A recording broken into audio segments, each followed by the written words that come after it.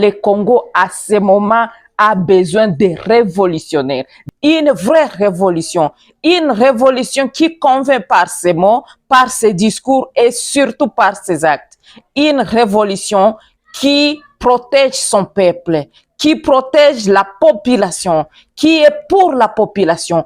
Une révolution qui ne cherchait pas à se distribuer les gâteaux, qui ne cherchait pas ses intérêts égoïstes. Dignes fils et dignes filles du Congo, avec ces massacres qui continuent dans notre pays, à l'est du pays, et même l'insécurité grandissante dans la capitale Kinshasa et dans les autres zones, nous avons besoin d'une révolution.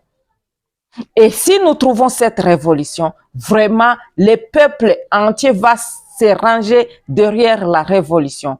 Vous vous souvenez que vers le mois de février, vous vous souvenez comment vers le mois de février, quand le M23 a pris la ville de Bukavu, vous avez vu vous-même les images, comment les mamans les approchaient, leur disaient caribou, leur donnaient de l'eau à boire, même la nourriture. La population attendait vraiment une révolution.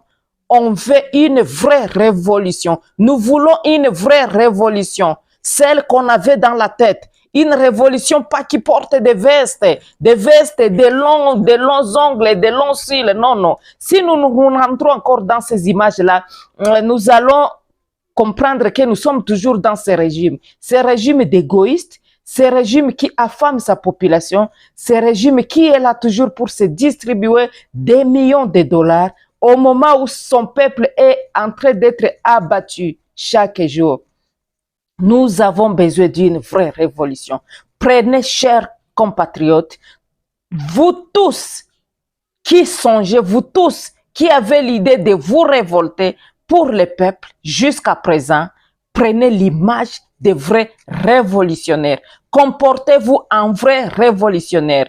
Le président Traoré a dit du Burkina Faso que les vrais révolutionnaires ne tuent pas. Vous tous qui êtes fatigués de ces massacres, vous tous qui êtes fatigués de cette tuerie, vous tous qui êtes fatigués de cette mauvaise gouvernance, de toutes ces injustices dans notre pays, nous sommes avec vous. Levez-vous, cherchez des mots, des discours convaincants, que votre personne, que votre physique reflète vraiment le physique d'un vrai révolutionnaire. On ne peut pas trouver un révolutionnaire en veste chic, dans des voitures luxueuses. Non, ça ne peut pas se faire. Sinon, nous comprenons que c'est un système seulement qui change. Et pourtant, nous voulons que le système change. Nous ne sommes pas du côté des personnes. Nous ne sommes pas des politiciens. Mais nous sommes du côté des vrais révolutionnaires. Des gens qui veulent changer les choses dans le pays. Nous sommes fatigués de voir nos jeunes, de voir les rues de Kinshasa remplies de chômeurs, remplies de gens qui mendient. Pas parce qu'ils le veulent, mais parce que le système les pousse à le faire. Des petites filles qui se prostituent de boîte en boîte, pas parce ils aiment la prostitution, mais parce qu'ils doivent prendre soin de leur famille, parce qu'ils doivent survivre. Nous sommes fatigués de survivre. Nous voulons vivre avec nos propres moyens, oui, en travaillant parce que les Congolais sont des travailleurs. Mais que nous ayons l'espace pour travailler.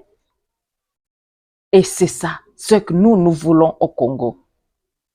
Nous sommes fatigués, chers révolutionnaires, toutes ces personnes-là qui aiment la révolution, changez de mentalité, changez votre façon d'être. Comment un révolutionnaire doit vivre dans son pays, dans sa population, et vous allez voir que vous n'irez pas chercher les militaires.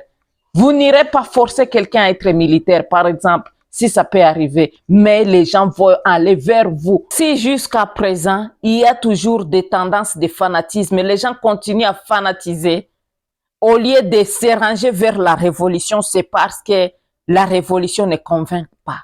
C'est parce que la révolution ne convainc pas. Essayez de convaincre. Faites tout pour convaincre, car ce peuple a besoin d'une révolution, d'une vraie révolution.